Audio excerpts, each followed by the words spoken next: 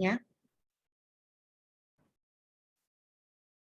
Tolong videonya on, kameranya dong.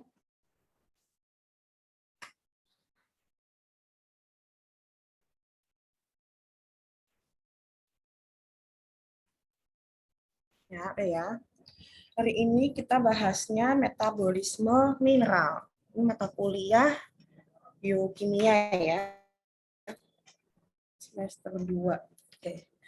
Saya mau flashback dulu nih ke IGD semester 1. Mineral itu kalau secara sudut pandang gizi, pengklasifikasiannya bagaimana? Dia diklasifikasikan berdasarkan apa? Mineral makro dan mikro, Bu. Ya, makro dan mikro. Terus dasar pembedanya apa, Dek? Kalau mineral makro itu dibutuhkan besar oleh tubuh, kalau mikro itu kecil dibutuhkan oleh tubuhnya. Kecil, oke, besar dan kecil. Kecil besarnya itu berdasarkan apa? Dek Hanafiah ya. Saya catat namanya. Saya nanti kasih nilai keaktifan. Betul, tadi pembagiannya memang berdasarkan besar dan kecilnya. Tapi besar dan kecil apa? Jumlahnya, Jumlah apa, Dek? jumlah kebutuhan Ya. yang dibutuhkan oleh tubuhnya. Ya, betul. Jadi mineral kalau dari sudut pandang gizi dia dibagi menjadi dua. Itu berdasarkan AKG atau kebutuhan hariannya. Dia ada mineral makro dan mikro. Kalau makro dia jumlahnya dibutuhkan di atas 1 gram. Kalau mikro dia kurang dari 1 gram. Biasanya satunya miligram. Keduanya sama. Kalau defisiensi nanti bisa berakibat pada penyakit. Ada yang masih ingat nggak contoh kelainan atau akibat defisiensi dari mineral? Contoh penyakitnya apa?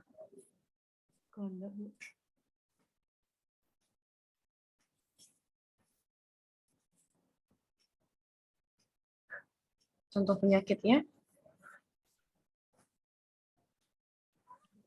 Anemia, Ibu. Anemia, betul. Anemia karena kekurangan mineral apa? Zinc. Zat besi, Ibu. Ya, sim bisa sih kan dia tetap butuh ya untuk umumnya. Memang yang utama adalah kalau IDA, iron deficiency anemia, nanti dia kekurangannya zat besi. Zat besi benar Fe. Oke. Nah, ini sudah saya bahas, mineral dia dibagi menjadi dua, ada yang mayor, ada yang minor. Ada yang bilang mayor mineral, sebenarnya kalau Anda baca di textbook, itu makro sama seperti makro mineral. Terus kalau mikro mineral itu namanya trace mineral. Kenapa trace? Karena memang dia dibutuhkannya sangat sedikit. Jadi dia hanya berupa kayak jejak-jejak gitu lah, sedikit sekali. Estimasi dietary-nya 100 mg itu kalau yang dia lebih dari major minerals dia dibutuhkannya lebih dari 0,01% total dari berat badan. Berat badan kalian berapa? Berarti untuk kebutuhan si major, si makromineral itu 0,01. Contohnya apa? Ya macam-macam. Misalnya apa, Dek? Ini ada di sini ya, kalsium. Kalsium itu dibutuhkan untuk apa?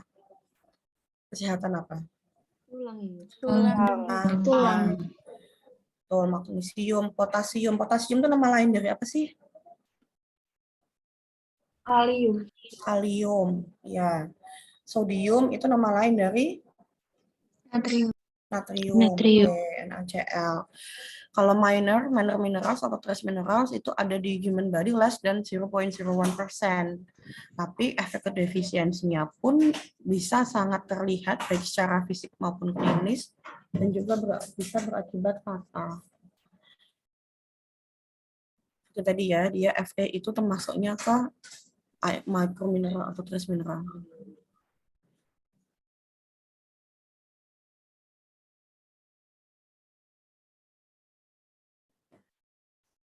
Oke, next.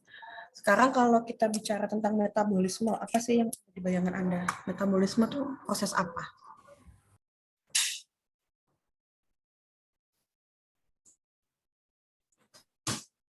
Mana nggak? Metabolisme.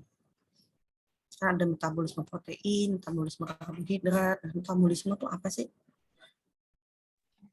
Upaya untuk Proses penyerapan.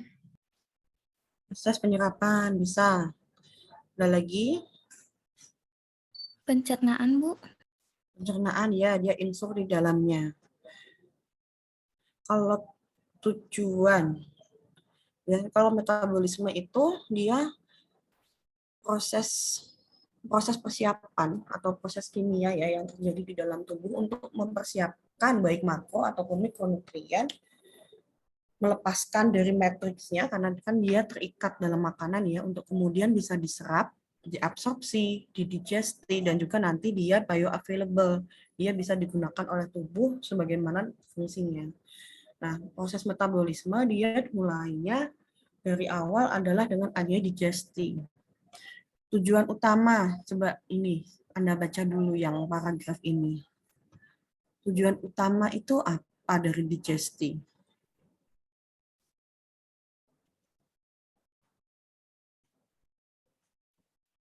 Untuk mengubah molekul besar jadi molekul lebih kecil, Bu. Ya, benar. Dia bisa mengubah molekul yang ukurannya besar untuk dikecilkan. Dia dibantu dengan apa? Digesti itu sudah mulai di mulut. Jadi dia bisa dibantu dengan yang namanya enzim. Ada beberapa enzim yang dia tersedia di ludah. Masih ingat nggak sih? Amilase. Kalau amilase dia ngubah apa dari apa?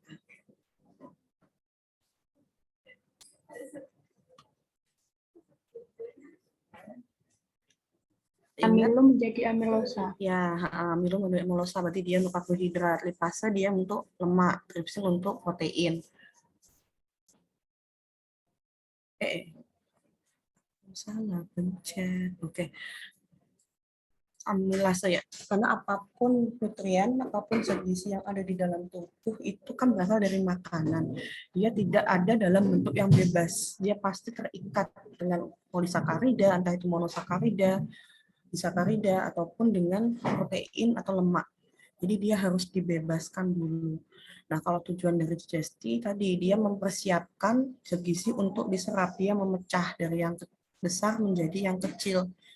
Nah, pemecahannya ini, walaupun dia dipecah ya, banyak kan dengan enzim hidrolisis, di mana dia dimasukkan molekul air di dalamnya, tapi tidak mengubah fungsi, ataupun tidak mengubah aktivitas biologiknya nanti. Jadi dia kalau digesti, dia bisa mengecilkan ukuran tanpa menghilangkan sifat aslinya. Gitu ya. Karena yang namanya absorpsi atau metabolisme secara normal, secara umum itu kan dia sangat penting untuk apapun. Jadi gimana pun juga si enzim atau apapun itu yang bisa membantu memecahkan dari kompleks menjadi sederhana, dia harus bisa mempertahankan sifatnya, mempertahankan bentuknya agar dia aman sampai di mana? Penyerapan zat gizi itu adanya di mana, Dek? Usus, Bu. Di usus, ya. Padahal nanti sebelum masuk ke usus, dia juga masuk ke lambung. Di mana lambung itu pH-nya seperti apa? Asam. Dan ada beberapa mineral yang dia nggak kuat di kondisi asam. Dia bisanya ada di kondisi basa. Nah, itu nanti kalau masuk ke lambung, kena asam lambung, dia rusak. Nah, nanti ada metabolisme, ada satu mekanisme di mana dia diselimuti atau diselubungi oleh yang namanya musin untuk mempertahankan integritasnya. Ya. Kalau yang tadi ini tripsin, amilase, pepsin, lipase itu dia adanya di organ mana, Dek? Selain ada di air liur.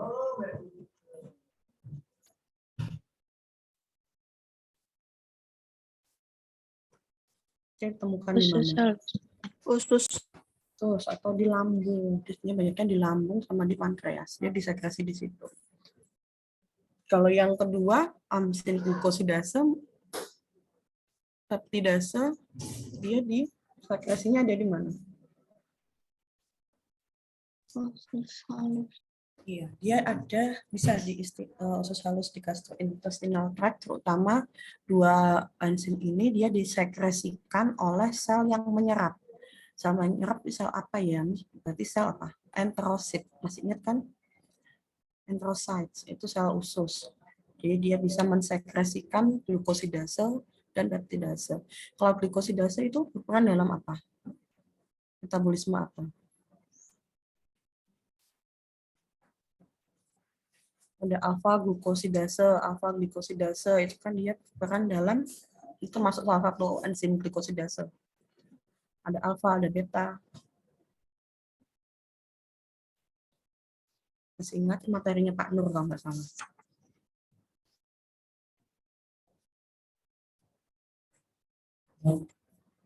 Nih coba di dendrisakarida ini jenisnya apa sih? Ini jenis apa ini? Karbohidrat. Nah, glukosidase kalau udah ada di dendrisakarida itu pasti dia masuknya ke karbohidrat. Peptidase berarti dia untuk protein. Peptidase protein gitu ya.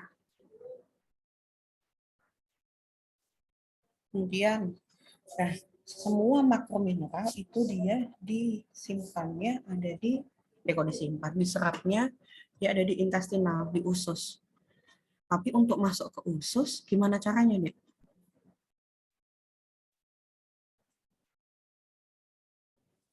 Gimana caranya kok bisa masuk ke usus? Kalian masih ingat struktur pembuluh darah secara umum?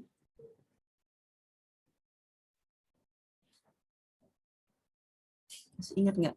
Sel, gastrointestinal, pembuluh darah, segala macam. Nah, kalau secara prinsipnya yang namanya makronutrien, mineral apapun itu dia harus di breakdown. Seperti tadi dia sudah di awal dibantu oleh enzim yang ada di digestif baik pada sel limfa ataupun yang ada di gaster yang ada di usus. Nanti dia dipecah menjadi ion. Ya, jadi mineral untuk bisa diserap dia harus dipecah menjadi ion. Masih ingat kan kalau misalnya Fe ada yang 2+, Fe3+, ya kan Mg segala macam itu kan ada valensinya sendiri. Nah, dia harus dipecah dulu menjadi bentuk itu. Nanti dia beredar di pembuluh darah, dia masuk ke usus, kemudian masuk ke saluran pencernaan, kemudian diserap oleh enterosit. Nah, dari pembuluh darah, dari si lambung itu untuk bisa masuk ke enterosit itu sulit karena antara di lambung itu ya, karena lambung itu kan tersusun dari sel-sel intestinal sel. Jadi untuk masuk ke sel itu dia harus menembus membran yang dia bilipid layer. Jadi dia lapisan yang terdiri dari 2 lapis lemak. Membran yang terdiri dari 2 lapis lemak dan itu memang membrannya memang semi permeable. Masih ingat nggak semi permeable itu artinya apa?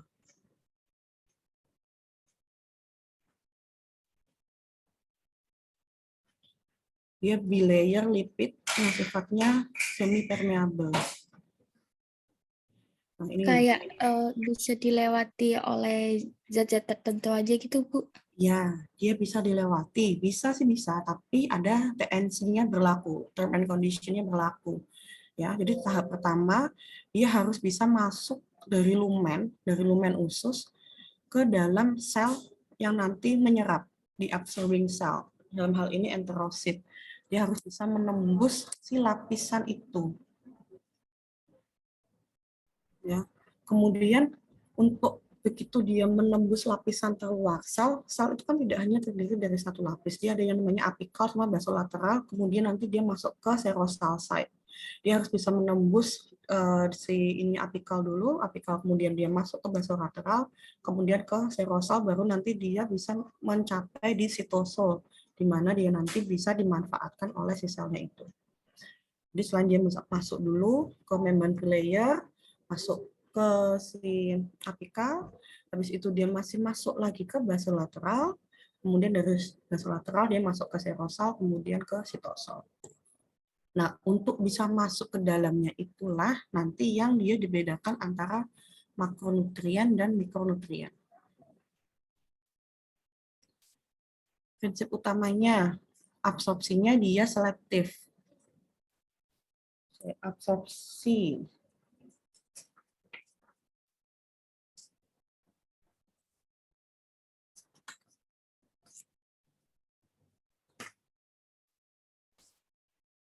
Nah, absorpsinya dia selektif, tergantung di nomor 2. Jadi badan kita, tubuh kita tuh bisa melihat, oh kita lagi butuh magnesium nih, berarti magnesium yang diserap lebih banyak dibandingkan zat yang lain. Kemudian ada juga mineral antagonisme, biasanya mineral yang punya valensi yang sama, contohnya seperti apa? Mineral yang valensinya sama?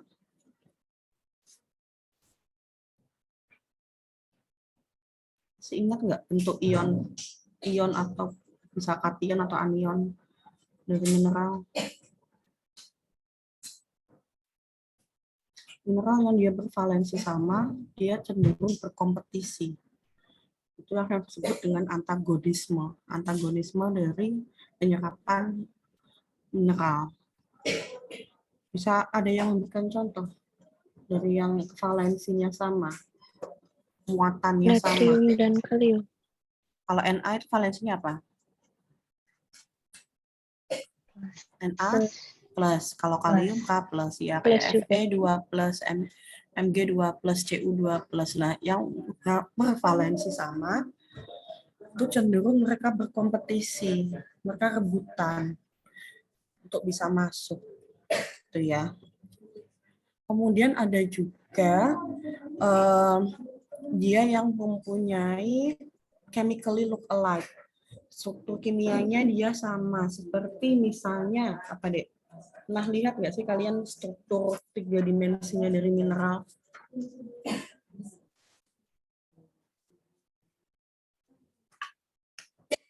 Strukturnya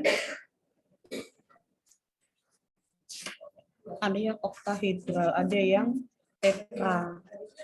Yang sesama okta atau tetra saya lupa contohnya apa, itu biasanya dia saling rebutan.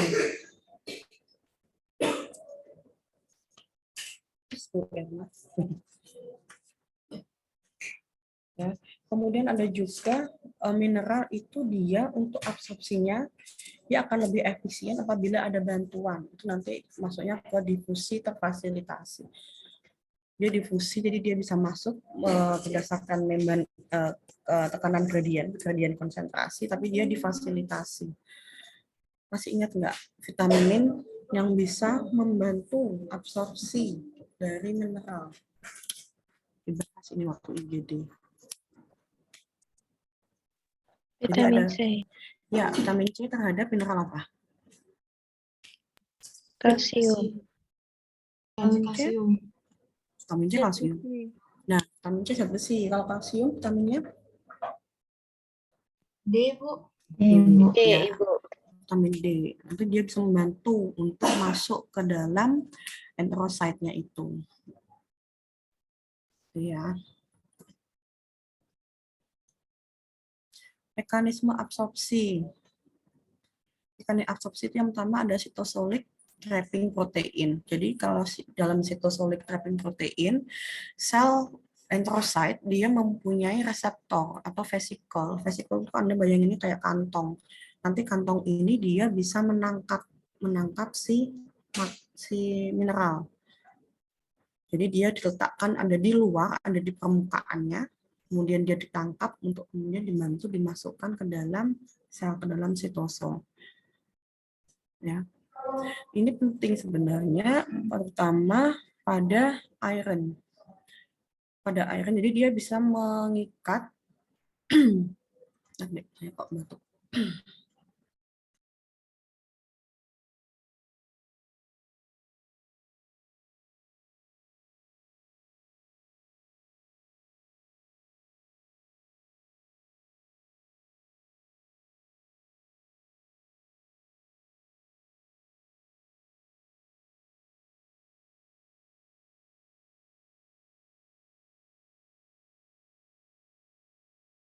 Oke, saya lanjutkan ya.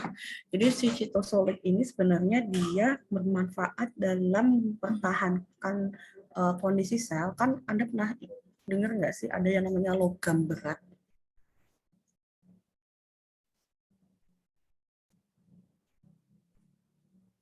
Kade logam berat, makanan yang tercemar logam berat. Ya kan, itu kan logam berat kayak zinc, copper, iron itu sebenarnya dia termasuknya logam berat. Dia kalau kebanyakan di dalam tubuh bisa mengakibatkan toksisitas. Nah, pada mekanisme si cytosolic trapping proteins ini sebenarnya dia membantu untuk mencegah toksisitas tersebut. Jadi dia bisa mendeteksi, oh ini logam berat nih. Kalau memang dibutuhkan si mineral itu akan dilingkupi atau akan diselubungi oleh si vesikel untuk kemudian masuk ke sitosol. Tapi kalau itu yang dideteksi adalah logam berat, dia akan dilepas. Jadi dia ditahan, dia tetap diselubungi, di trap ya, tapi dia tidak dimasukkan ke dalam sitosol. Ini berfungsi pada ini tadi logam berat dan juga pada apa? Untuk toksisitas, dan kedua dia bisa manfaatnya yang secara klinis penting adalah mencegah penyerapan Na atau natrium sodium yang berlebihan. Masih ingat kan kalau kelebihan sodium itu akibatnya apa? Hipertensi. Selain itu sodium kalau dia dalam konsentrasi tinggi dia akan mengganggu keseimbangan asam basa, ya kan? Jadi dia ini sebagai salah satu mekanisme perlindungan diri sebenarnya agar tidak terjadi toksisitas. Yang kedua, mekanisme absorpsi ada vesicle and absorption efficiency.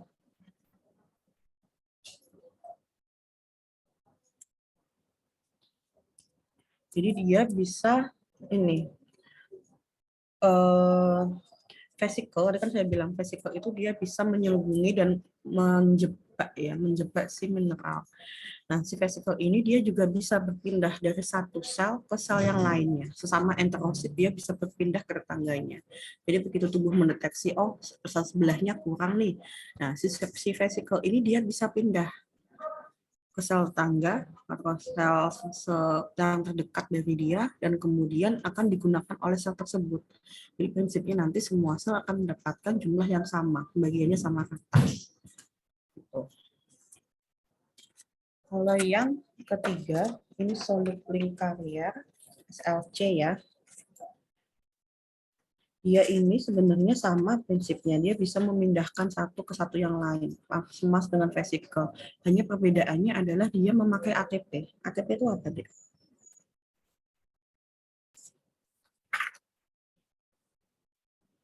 Jadi dia si SLC ini, ya energi.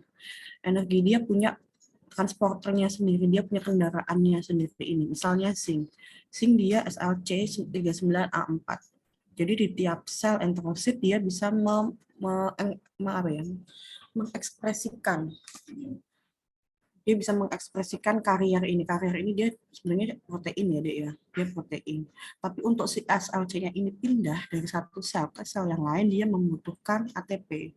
Kalau yang tadi vesicle absorption efficiency, dia tidak membutuhkan ATP. Dia bergeraknya berdasarkan gradien konsentrasi. Kalau ini dia butuh energi, bedanya itu. Sodium dia punya masing-masing, jadi spesifik. Iodin apa, fosfor apa, nanti bisa dibaca ya.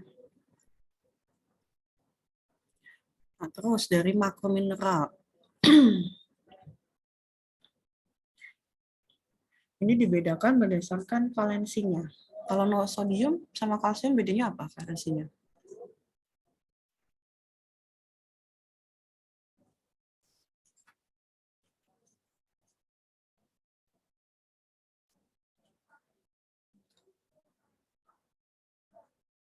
Assalamualaikum, gimana Mbak Ria? Waalaikumsalam, gimana?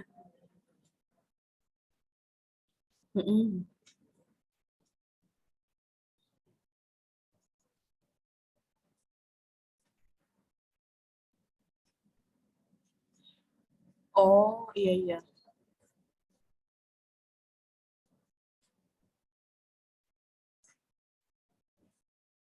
Oh, itu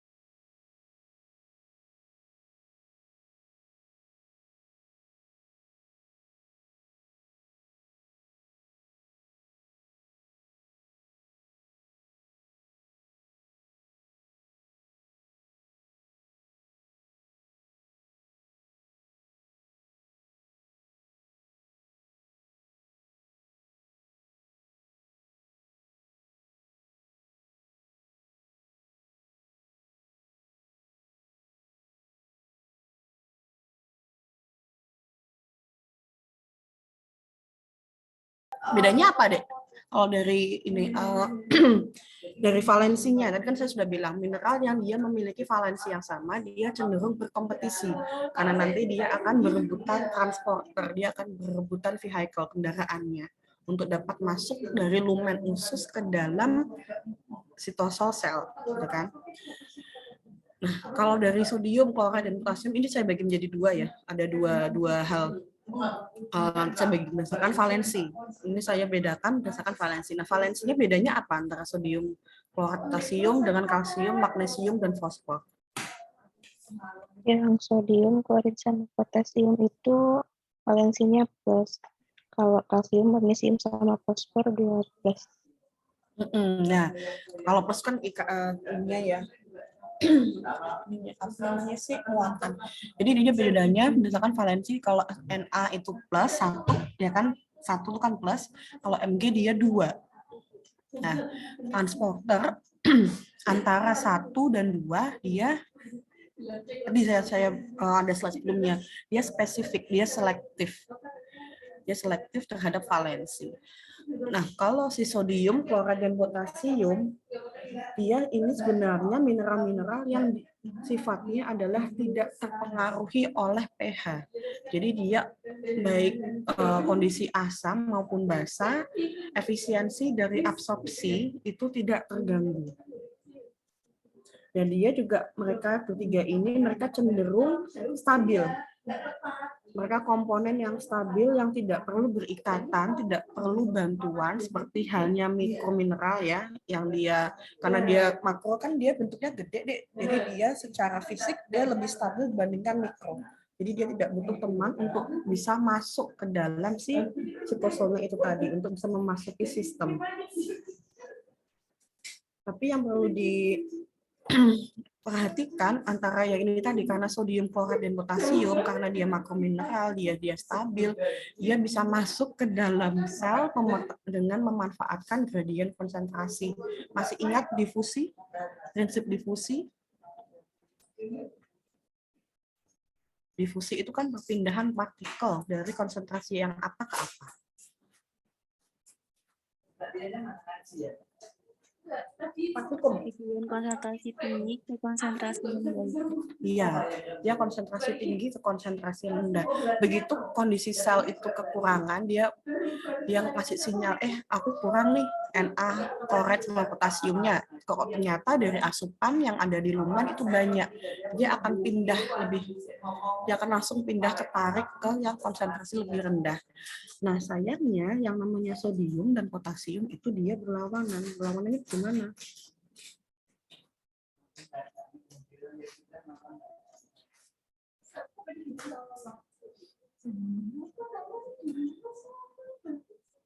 Sebenarnya mereka berdua, si sodium dan potasium, dia bisa masuk ke dalam sel dengan bebas, akan tetapi si sodium ini dia bisa mengganggu fungsi dari si potasium. Mereka berdua kompetisi. Jadi kalau kebanyakan sodium, si potasiumnya ini dia nggak bisa kerja, walaupun jumlahnya ada, tapi efektivitasnya dia akan menurun, ya. Dan lagi 3 makromineral ini, dia kalau kelebihan, gimana, Dek?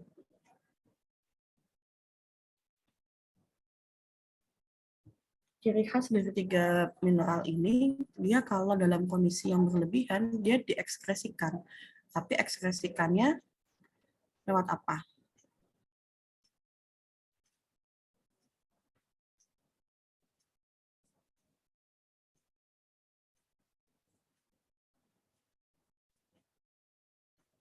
Coba. Ekskresi sodium, klorida, dan potasium. Ini mereka bertiga punya ciri khas yang sama. Dia diekskresikan melalui Keringat. Keringat, iya, Bu. keringat bisa. Dia berarti lewat air kan, dia butuh karier air. Selain keringat, Urin. urin, ya, urin juga. Jadi sodium, klorida, dan potasium ini dia kalau berlebihan dia akan dikeluarkan melalui urin. Sedangkan mineral yang lain biasanya dia disaring ya. Masih ingat kan kalau ginjal dia kan ada fungsi filtrasi. Jadi seharusnya memang zat gizi itu tidak keluar melalui feses maupun urin ya. Dia harusnya bisa difiltrasi, dimasukkan lagi di dalam tubuh untuk digunakan. Tapi khusus untuk 3 ini, karena dia sangat mengganggu kalau dalam keadaan berlebihan ya, terutama mengganggu nanti asam basa, dia harus dikeluarkan melalui urin. Makanya sodium, klorat, dan potasium itu biasanya juga diukur pada penderita dengan gangguan ginjal. Karena penderita dengan gangguan ginjal nanti dia ada penurunan efisiensi untuk mengeluarkan si sodium, klorat, dan potasium. Jadi yang seharusnya dikeluarkan melalui urin, tapi sama dia diretensi atau ditahan. Yang nanti berakibat pada peningkatan kadar Na, kadar kalium dan klorat. Biasanya itu terjadi pada pasien penyakit ginjal yang dia sudah di tahap akhir. Atau ginjal, makanya kalau gagal ginjal kan dia butuh apa? Darah. Tujuannya salah satunya untuk mengurangi zat-zat seperti ini yang dia tidak boleh banyak di dalam tubuh, dia harus dikeluarkan. Dia dibantu dengan mesin. Nah, sekarang kalau kalsium, magnesium, dan fosfor, dia divalen kation. Kalau divalen kation, ciri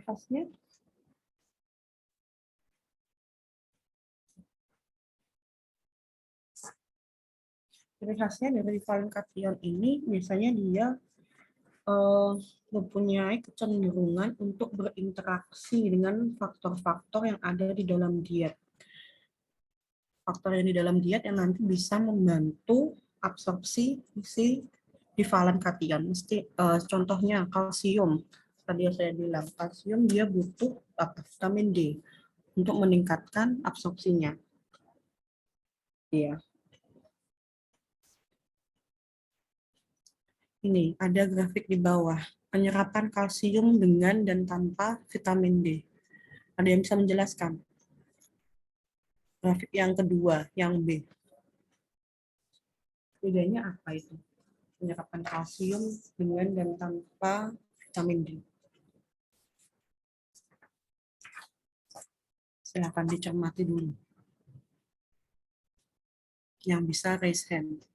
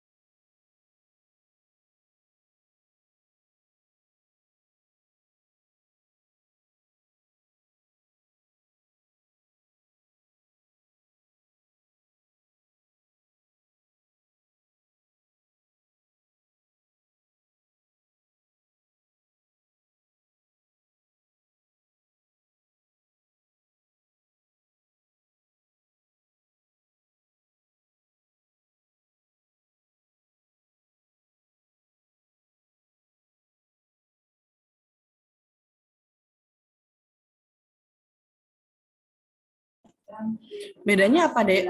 Coba.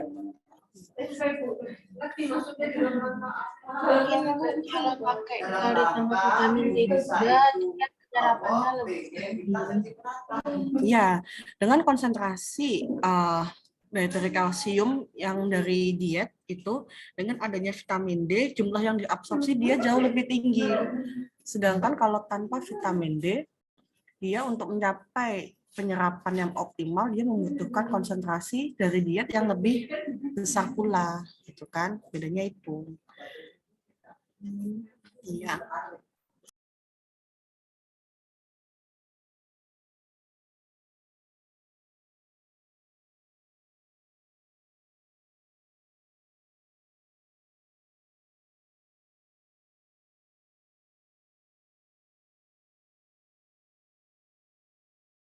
Ya, yang ini selanjutnya yang menentukan lagi si mineral bisa diabsorb atau enggak itu solubilitasnya dalam environment yang ada di lambung. Seperti yang kita tahu kalau lambung itu kan dia pH-nya berapa, Dek?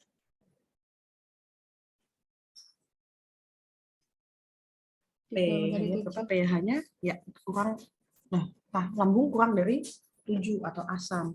Padahal yang namanya Fe3+, masih ingat nggak nama lainnya Fe3+?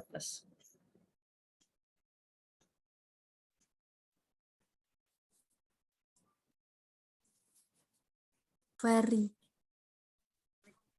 Fe3+, ferric atau ferrous. Kan Fe ada 3+, ada 2+, yang bentuk aktifnya yang mana, yang paling banyak bentuknya apa. Bentuk yang paling banyak belum tentu dia yang paling aktif, ya kan? Kalau Fe3+ dia namanya ferric, ya kan? Nah, si ferric sama zinc, Zn2+, itu dia justru stabil pada kondisi asam. Itulah kenapa si Fe biasanya dia membutuhkan vitamin C untuk bisa meningkatkan absorpsi. Karena solubility-nya dia lebih baik pada kondisi asam.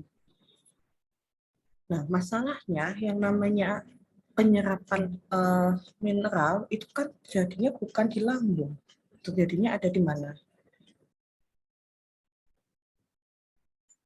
Lambung itu bukan tempat penyerapan utama si Fe dan zinc. Dia adanya di usus. Iya, dia di usus. Padahal di usus itu dia pH-nya 8. Ya kan? Itulah kenapa banyak yang menyarankan kalau kan udah lihat deh multivitamin yang beredar di pasaran antara Fe, Zn itu kan pasti dia berikatan, pasti ada vitamin C di dalamnya. Vitamin C dilengkapi dengan Fe dan Zn. Kan itu bukan hanya walaupun dari segi imun ya, dari segi pandang imunitas, peran imunomodulatori dari zinc itu bisa di-boost lebih tinggi dengan adanya vitamin C, tapi dari segi penyerapannya sendiri, si vitamin C itu dia juga bisa meningkatkan si absorpsinya. Kalau absorpsi yang naik, diharapkan bioakurabilitasnya juga meningkat, dan nanti efeknya terhadap kesehatan juga akan tinggi. Ya. Yang kedua, vesicle transport. Vesicle transport. Kamu ngomong apa sih tentang vesicle transport? Saya lupa. Solubility, ya, vesicle.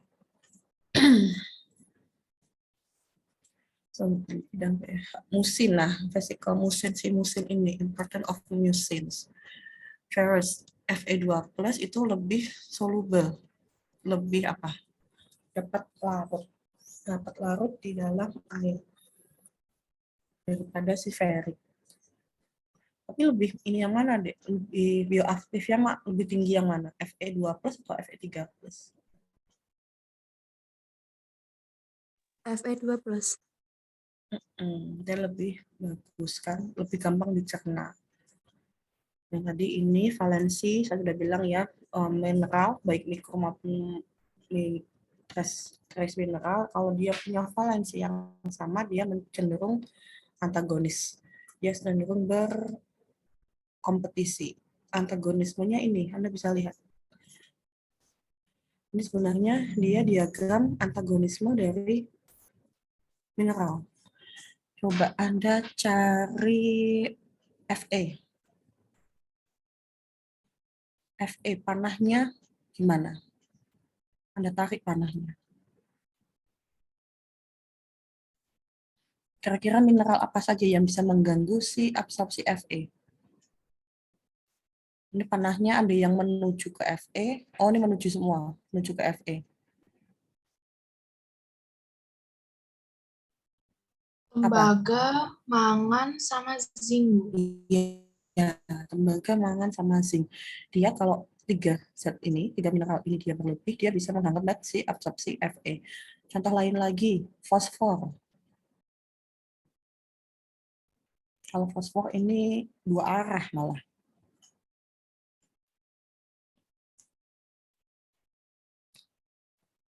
Fosfor apa nama ininya?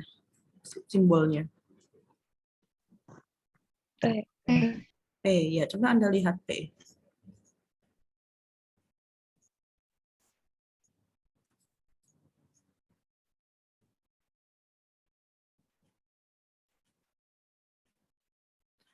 P dia berinteraksinya sama mana aja?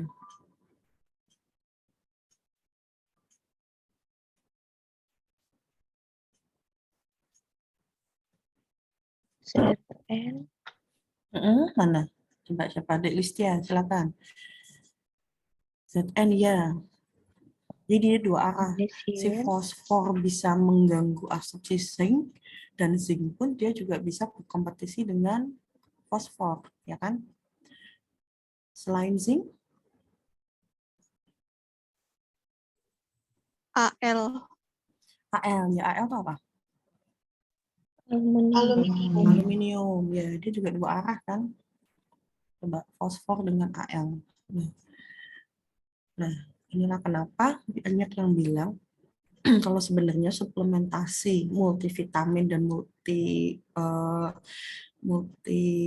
apa sih mineral itu tidak efektif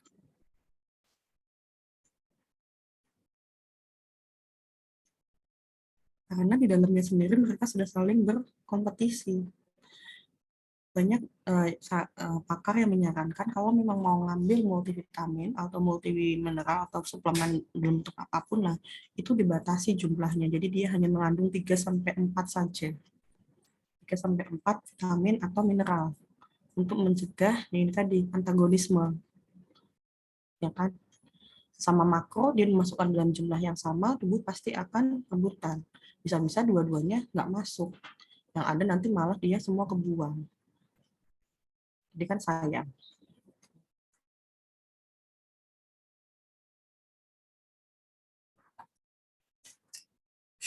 Sampai sini.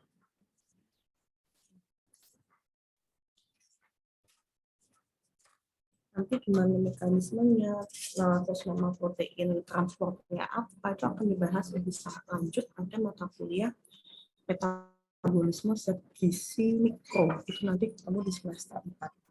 Jadi di sini saya hanya memberi pengantar aja ya, nggak terlalu dalam.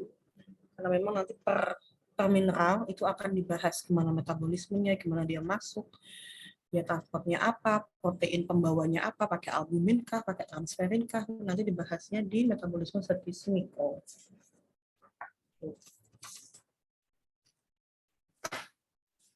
Sampai sini ada yang mau ditanyakan dulu?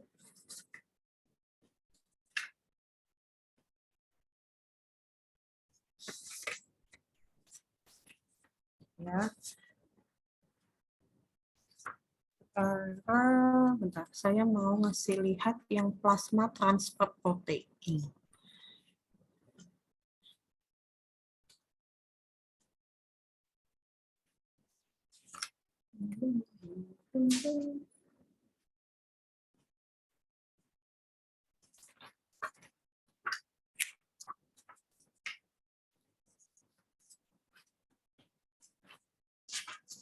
Kalau bedanya makro dari segi solubilitas, itu makronutrien dia lebih soluble. Dia lebih mudah larut air dibandingkan yang si mikromineral. Nah, makanya kalau di mikromineral dia ada yang namanya plasma transport protein karena dia tidak bisa Dia tidak bisa berdifusi seperti si makro. Anda pernah dengar mana ini enggak? Masih ingat? Protein pembawa dari zat besi. Namanya apa? Hemoglobin. Hemoglobin? Itu Hb. Itu kan Fe pembentuk dari Hb, tapi protein pembawanya apa?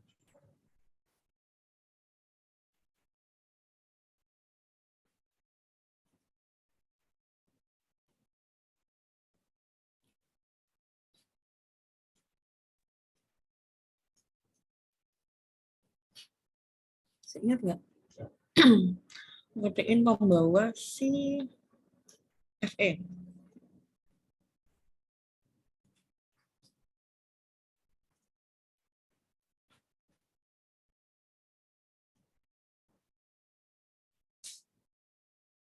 Trans apa?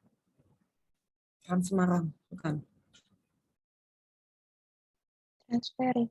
Ya, transferin. Dia protein pembawa. Ya, jadi kalau si mana?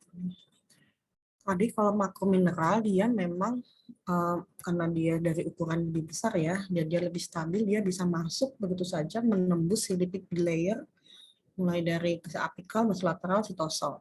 Nah, kalau si mikromineral dia nggak bisa karena dari segi ukuran dia jauh lebih kecil.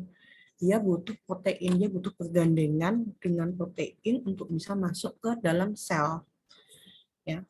Nah, proteinnya ini ada yang sifatnya spesifik. Jadi satu protein hanya mengenali satu si ini aja, mengenali satu, bisa membawa lah, bisa mengangkut satu mineral. Tapi ada satu protein seperti albumin misalnya, yang bisa Anda lihat di layar, dia bisa membawa berbagai macam protein, mineral sebagai transporternya. Si albumin dia bisa membawa kalsium, bisa membawa magnesium, bahkan zinc, koper, mangan. Kalau Anda lihat di iron, terutama yang non-hem itu sumbernya dari mana? Non-hem sumbernya dari Tumbuhan. tumbuhan. Dia sebenarnya dari nabati. Dia butuh transferin. Dan itu pun si transferin hanya bisa membawa 2 molekul, 2 atom iron per protein. Banyak juga kasus-kasus anemia itu bukan ternyata suplementasi lah. Suplementasi anemia itu kan sebenarnya sudah dimulai sejak 50 tahun yang lalu sampai detik ini, tapi belum terselesaikan. Anemia masih menjadi salah satu problematika gizi.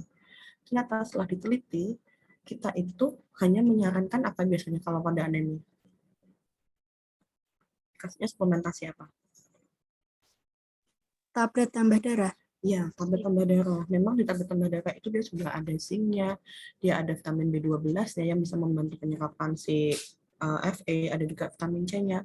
Tapi kita lupa mengedukasi masyarakat bahwa si Fe ini tuh dia nggak bisa loh digunakan, dia nggak bisa masuk ke dalam sel kalau nggak ada si transferin. Transferin itu protein, berarti asupan proteinnya dia juga harus tercukupi.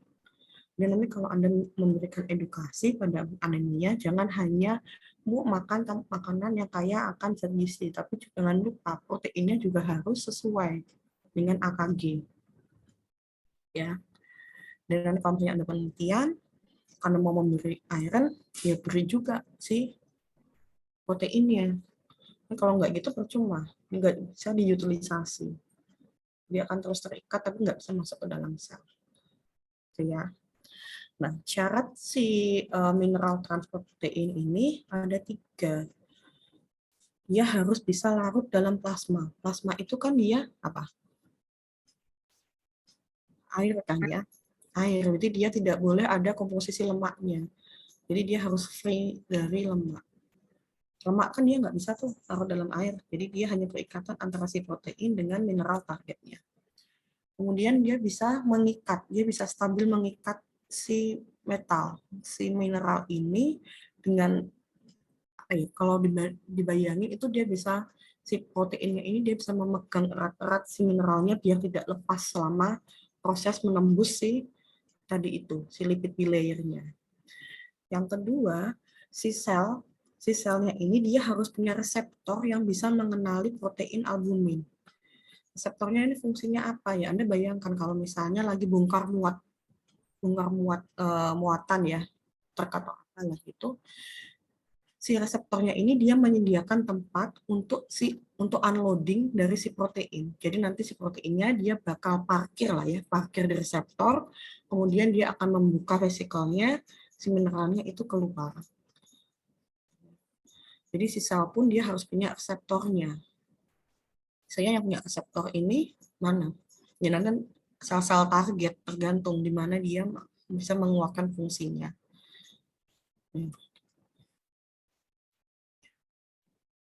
Kalau lipoprotein itu apa sih, Dek? Masih ingat nggak?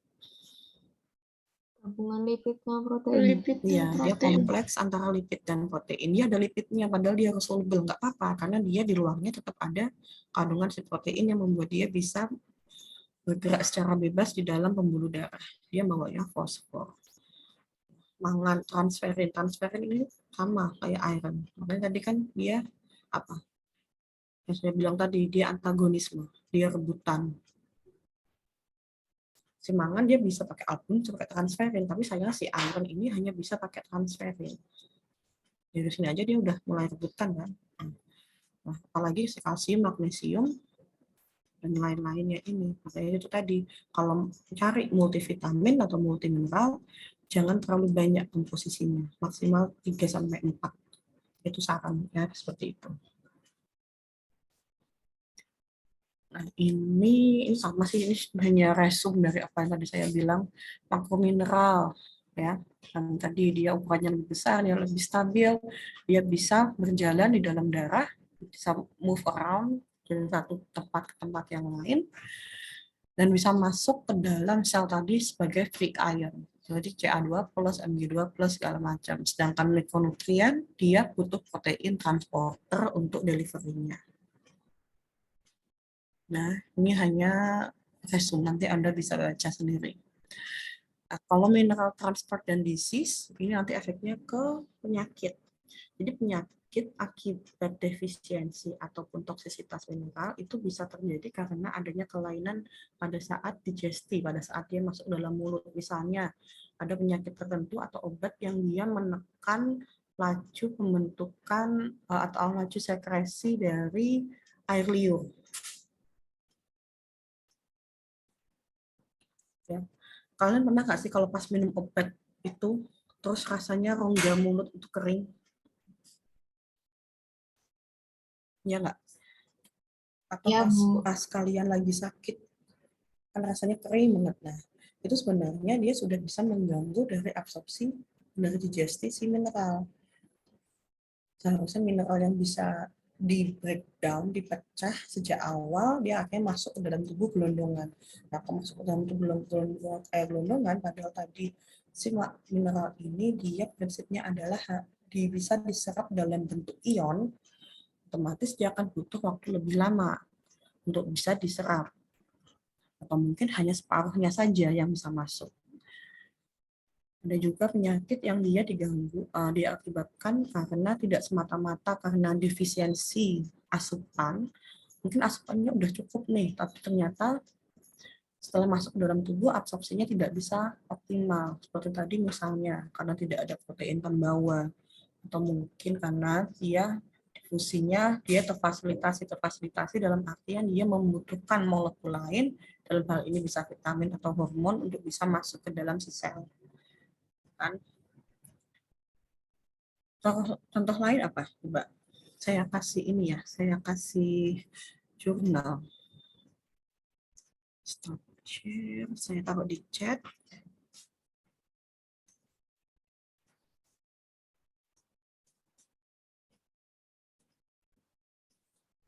Kalian bisa kuliah lagi nggak selain ini? Aika sama Bu Neti. Oke. Jurnalnya sudah saya taruh di chat, coba dibuka.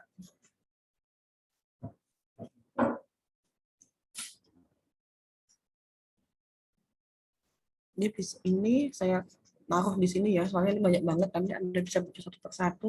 Ini sebenarnya pengulangan dari IGD sih deh. Kalau untuk penyakit-penyakitnya kayak gini. Fungsi regulasi dari plasma, kemudian ada istilah hiperkalsemia, hipokalsemia, ya kan? Ini nanti efek-efeknya. Efek klinis ya, dari baik bisa defisiensi ataupun toksisitas mineral tertentu.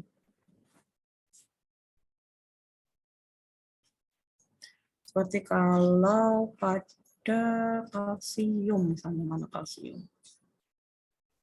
Nah, kalsium metabolisme. Satu, mana ini?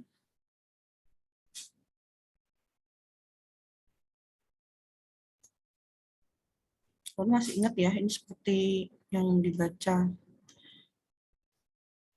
sumber-sumbernya, saya nggak perlu ngulangin lagi. RDA, kalau di sana istilahnya RDA, kalau kita pakainya AKG.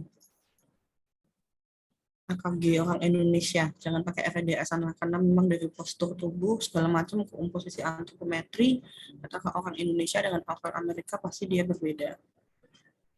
Nah, coba Anda lihat yang bagian fluorin. Halaman berapa itu?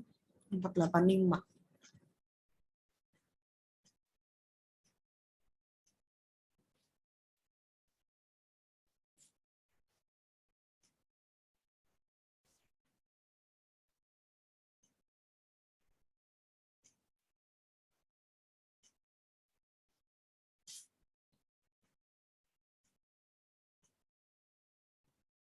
Jadi disebutkan ada absorpsi dan transportnya. Ada syarat-syarat tertentu untuk si fluorin ini, dia bisa diabsorpsi dan kemudian ditransportasikan ke sel atau organ target.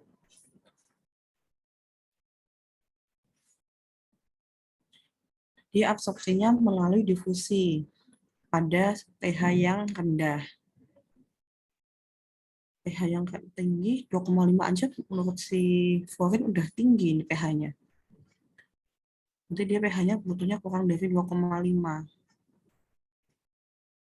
Nah, difusinya dia dari fluoride di dalam lambung itu pH dependent dan carrier independent. Berarti dia membutuhkan pH tapi tidak membutuhkan apa? Carrier. Jadi dia bisa masuk sendiri tanpa adanya protein transport. Ya, nanti silakan dibaca. Biochemical function. Saya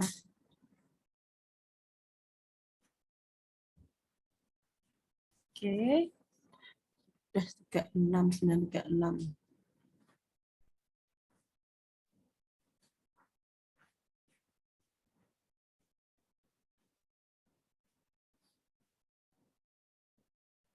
Nah, ini yang ada lagi di iron metabolism yang 489 storage-nya.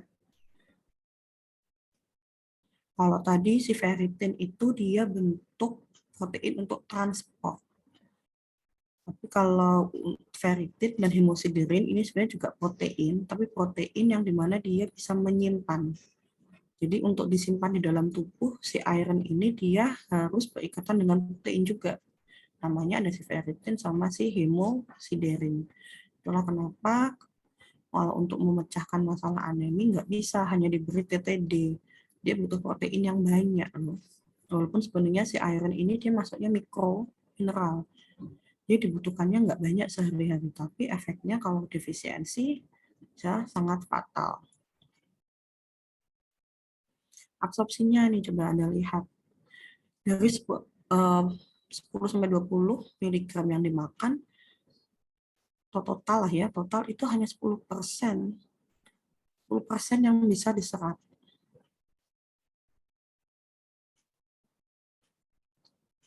Hanya 10% itu sedikit sekali. Itulah kenapa anemi dia angkanya tinggi di Indonesia. Yang tadi dia nggak ada vitamin C-nya, asupan buah dan sayur. Coba deh saya tanya, kalian kapan terakhir makan buah dan sayur? Tercukupi nggak sesuai dengan saran dari piramida gizi?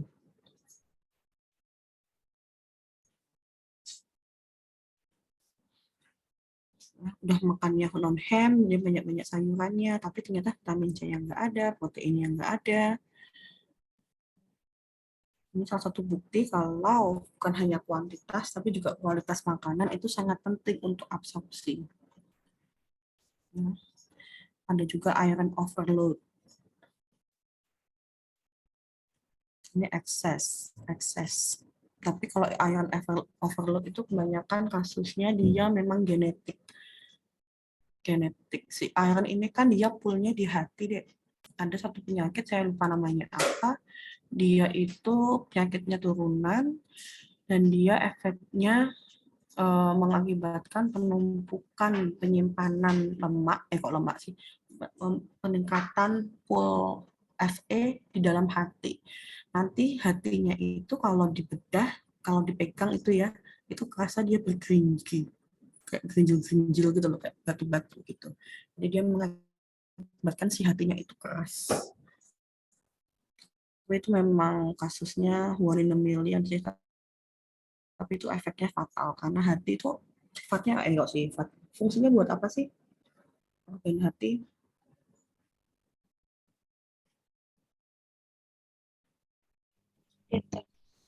Untuk detoksifikasi racun, ya kan? Dia untuk detox.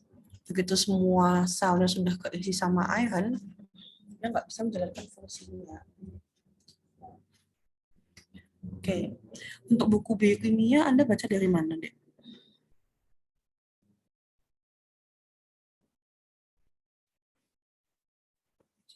Biokimia.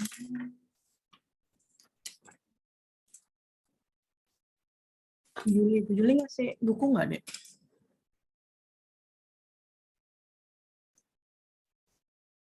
Enggak, Bu. Enggak. Di kontrak kuliah nggak dikasih juga buku acuannya apa? Iya, enggak. Sama sekali. Berarti Anda belajar hanya dari slide. Iya, Bu. Terus kalau belajar dari slide, kalian cari lagi nggak? Atau ya udah slide aja dihafalin gitu?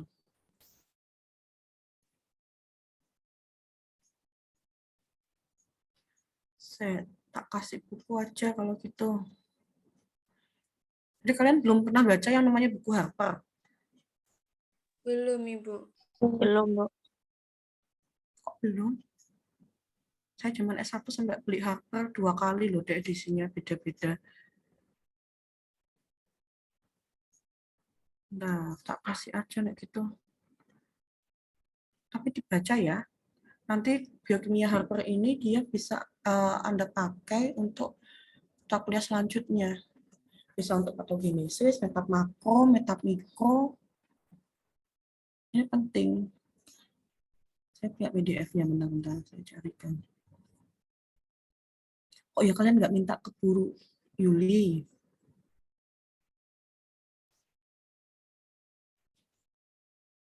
Kalau belajarnya dari slide, dapat apa dong? Kurang itu.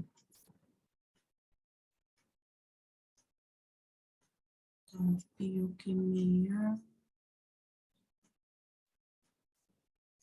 Saya ada satu materi lagi, itu tentang fluida, cairan ya. Fluida nanti kaitannya dengan elektrolit dan juga asam basa.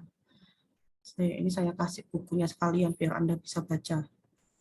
Download beneran loh, Dek. Jangan cuma dibiarin loh ya. Iya, Ibu.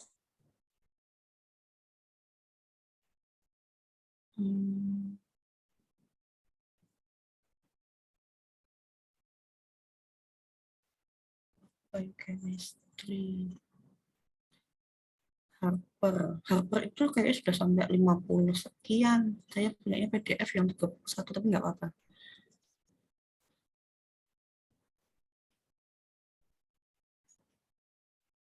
Nah, itu ada 3 textbook.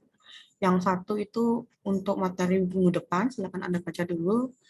Terus yang 2-nya ini, ya agak gede sih deh materinya.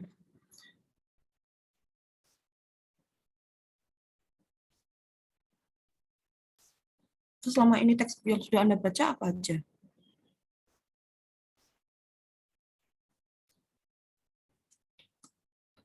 Semester 1, buku yang Anda baca apa aja selain slide dari dosen?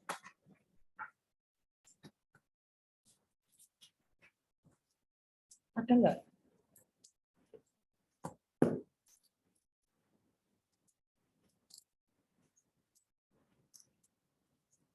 Kalau diem berarti nggak ada. Belum ada, Ibu. Sama sekali belum ada. Buku PSG pun nggak ada, nggak ada baca.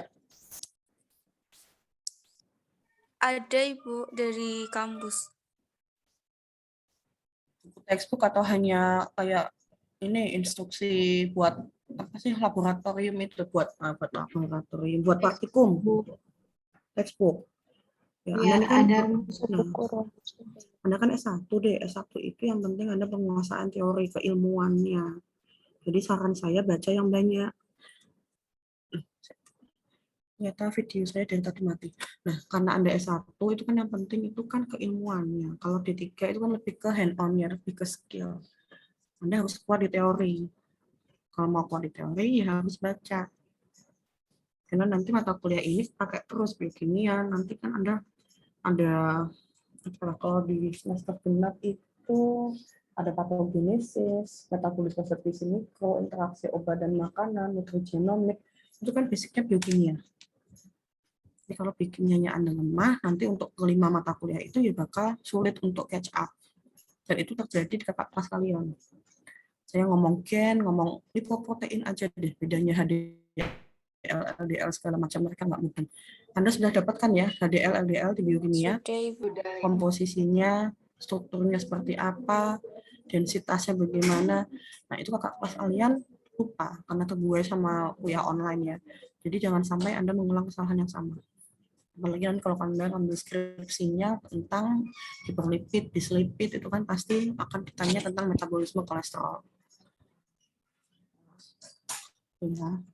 Nah, ini harganya masih lama, nanti tak kirim WA aja, tapi yang 3 tolong dibaca ya.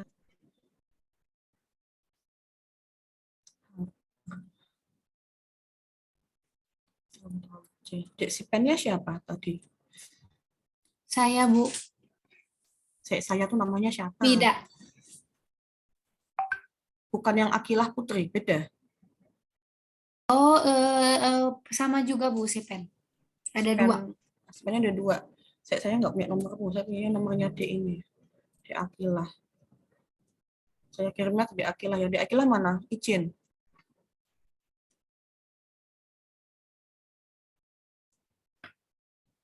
Akilah.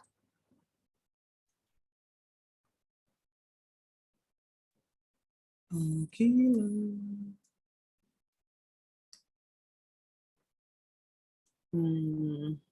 Kok ada sering bolos sih? Ini 142, baguslah. Anda lebih bertanggung jawab dari angkatan Anda. Ya sudah, saya akhiri kuliahnya ya. Tolong untuk materi metabolisme protein yang perlu Anda pahami adalah perbedaan dari makronutrien dengan mikronutrien. Dari segi size-nya, karena ukuran itu sangat mempengaruhi permeabilitasnya, ya kan? Kalau makro dia bisa langsung masuk melalui difusi, tapi itu pun tergantung dengan valensinya. Kalau dia yang 1+, hanya 1, itu berarti dia bisa masuk langsung memanfaatkan gradien konsentrasi. Kalau yang 2+, dia butuh bantuan dari entah itu hormon ataupun vitamin. Kalau yang mikro, dia nggak bisa masuk langsung, dia harus berikatan dengan transporter, yaitu protein, ya kan? Itu aja yang Anda pahami. Sama ya tadi enzim-enzim yang berperan, dia letaknya sekresinya ada di organ apa, dia di air liur kah, ada di gaster, ada di pankreas, atau mungkin dia ada di organ yang lain, ya. Itu aja ya. Kalau udah saya akhiri kuliah hari ini, tolong bukunya beneran dibaca dan disimpan, nanti pakai sampai semester selanjutnya. Daripada Anda beli, mendingan pakai PDF. Oke. Sudah 48, ada lagi kuliahnya Bu siapa? Bu Neti. Bu Neti atau Bu Sarah? Bu Zahra. Bu Sarah? Biokimia. Oh, bahasa Inggris ya? Oke. Ya, terima kasih atas perhatian dan kehadirannya. Assalamualaikum warahmatullahi wabarakatuh. Waalaikumsalam.